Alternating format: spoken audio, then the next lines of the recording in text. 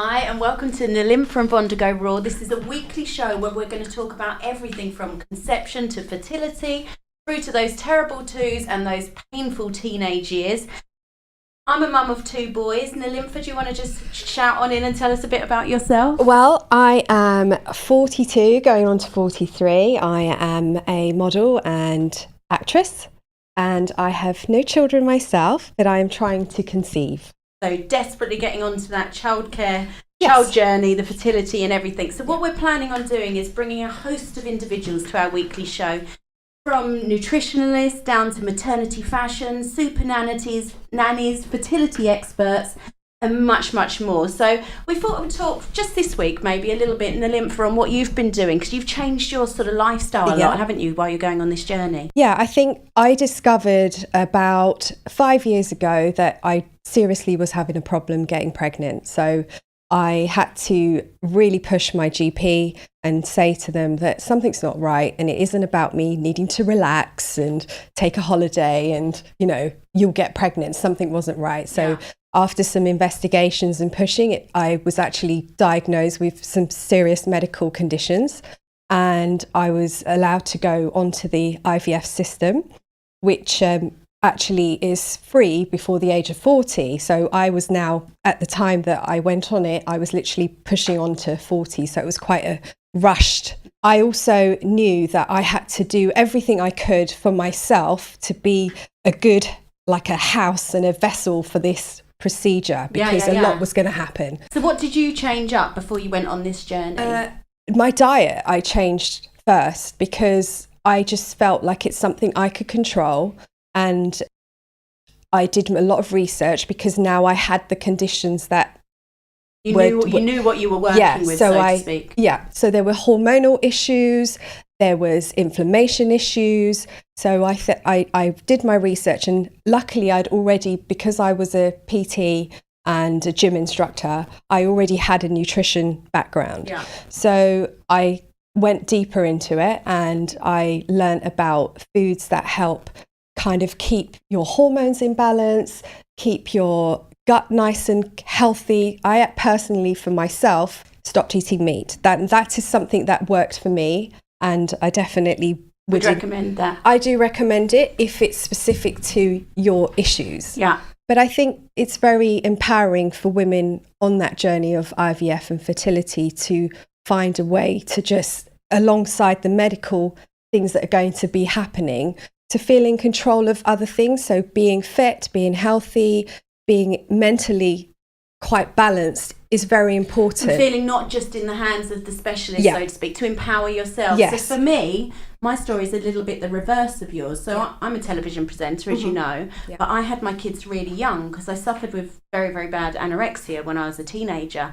And I was told by 3 specialists I'd never have children. So me being me, I wanted to prove that all wrong, and I thought, right, I'm gonna do it. So I decided to try early on, and now I've got an 11-year-old, nearly 12, so I'm about to deal with all those horrible already actually I deal with grunts every morning, because he wakes up to every day, and I've got an 8-year-old as well. So for me, I'm looking forward to us interviewing some sort of specialists in the teenage years. And again, should I change anything nutrition-wise for him, because he can't eat dairy for one, but for those hormones to help him maybe not struggle through those years and not make my life a real pain. And the getting up in the morning, I mean, this morning I literally had to pull the covers off and near enough throw water over him to get him up. But that's going to get worse as he gets older.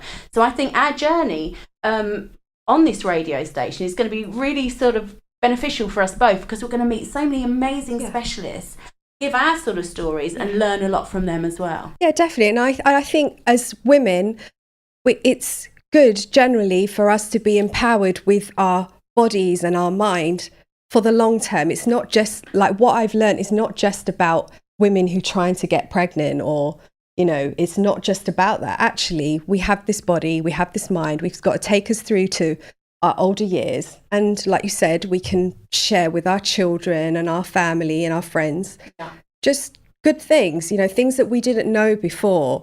And there's so much information out there, and it can be a little bit confusing. So I think hopefully we can kind of, with our experts, kind of direct people a little bit more and help you kind of discover what is going to work for you. And I think on our first couple of shows, we've got 3 experts already planning on coming in. We've got Lucy Piper, who hosts that very famous baby show yearly and works alongside Annabelle Carmel, who's the weaning expert. So anyone who's done that whole sort of weaning their baby will know and follow that lady as well. We've also got Emma Brown, who's a fantastic skin facialist who deals with a lot of pregnancy dilemmas because we all get hyperpigmentation. And then we've got a nutritionalist as well. Yeah, we're hoping to get in Nima Savid, who's a certified nutritionist, and she has a BSc and diploma in nutritional therapy. So hopefully we will get some really good information and, you know, things for us as women to help us, whether you're trying to make a baby or not. I think we just want to be healthy and happy. Longevity. Yes, most definitely. Yeah.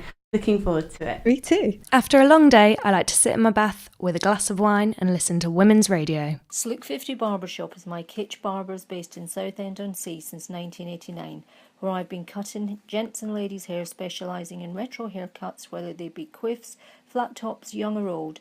It's always been about lifestyle. Music and fashion have always been a big part of my life and inspiration for my work, where my workplace has become a community in which we sell a small selection of vintage apparel, t-shirts, CDs and our very own shop brand Toot Sweet pomade. We open Tuesdays, Thursdays, Fridays and Saturdays with 2 late nights a week. Please call 01702 390 916 or barbershoprockabilly.co.uk.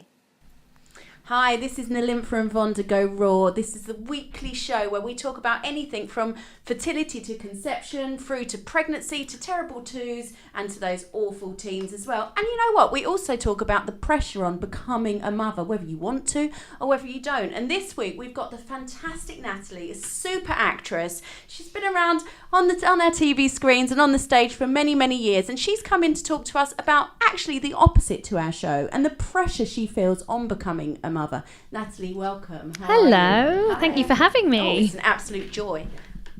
So you tell us, you've got a pet peeve, haven't you? You tell us what that is. Yeah, so I recently wrote a letter of complaint to Clear Blue because every time I was on YouTube, every advert I got was for Clear Blue. Now I know I'm 28. You know, I'm getting on in the world. But apparently that meant that the only thing I was interested in was Clear Blue, because actually I changed my specifics on YouTube to undisclosed. And I then started getting adverts for chocolate bars. Oh. And pens. Oh. This is since the Clear Blue. This is since the Clear Blue fiasco. I took off my sex. And then got generalised advertising, which was relative to me. So apparently, because I'm 28, the only thing I could possibly be interested in. So how often were you getting these adverts? It was every advert. So any YouTube video I loaded up was a Clear Blue advert before I went on.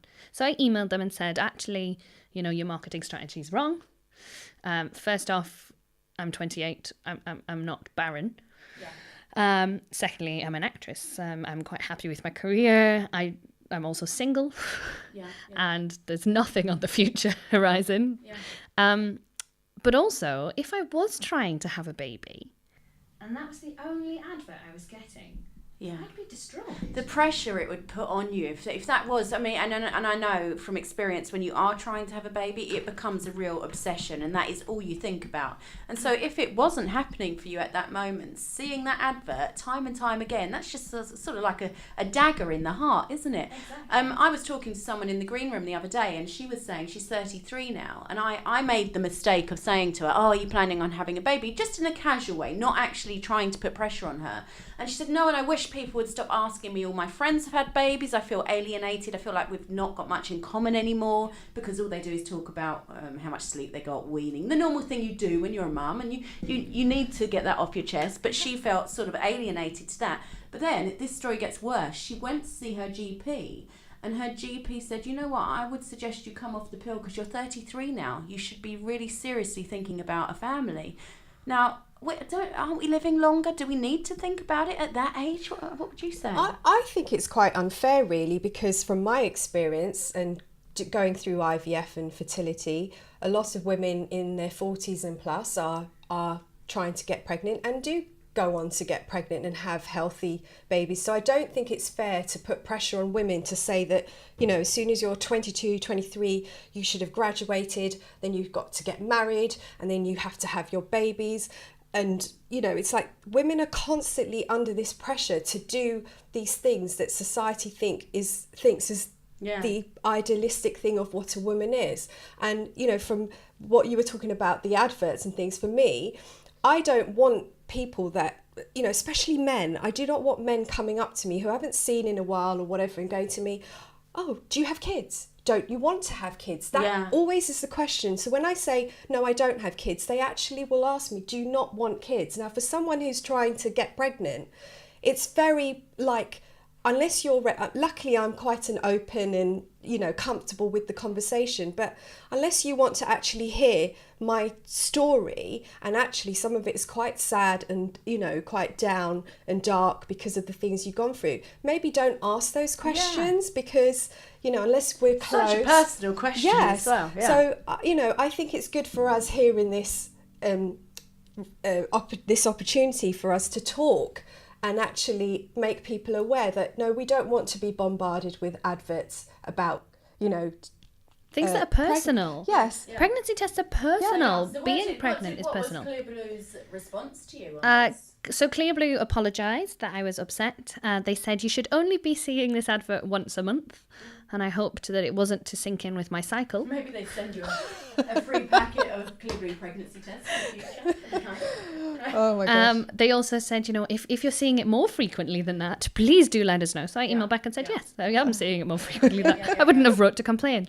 And actually, really funnily, I wrote a little bit of a Facebook rant about it. And all of my friends then started quoting the advert underneath. So everyone was getting it. It wasn't just me. Everyone in my age group, in my friend circle. But the other pressure, and I know we're talking about babies, but there is that pressure of getting married. Yeah. And I recently went to a wedding, the worst place for inappropriate questions about personal lives. And my grandma, who is one of the most wonderful human beings in the entire world, but did turn to me and say, will I still be alive when you get married? Oh, that's a lot of pressure, isn't it, though? So I immediately came back to London and downloaded some dating apps and regretted that instantly. Well, you know what?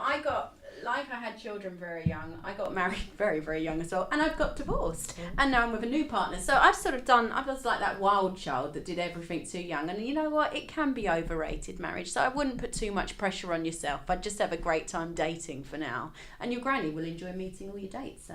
Bit of eye candy for her. Or you could do what I do, borrow my nephew and niece and, like, you know, go round to grannies anyway. Yeah. Just a reminder that there are some there already. Yeah. Oh, look, it's been great talking to you. I hope you don't get any more adverts, and we'll hopefully see you soon. Thank you so much for having me. Pleasure.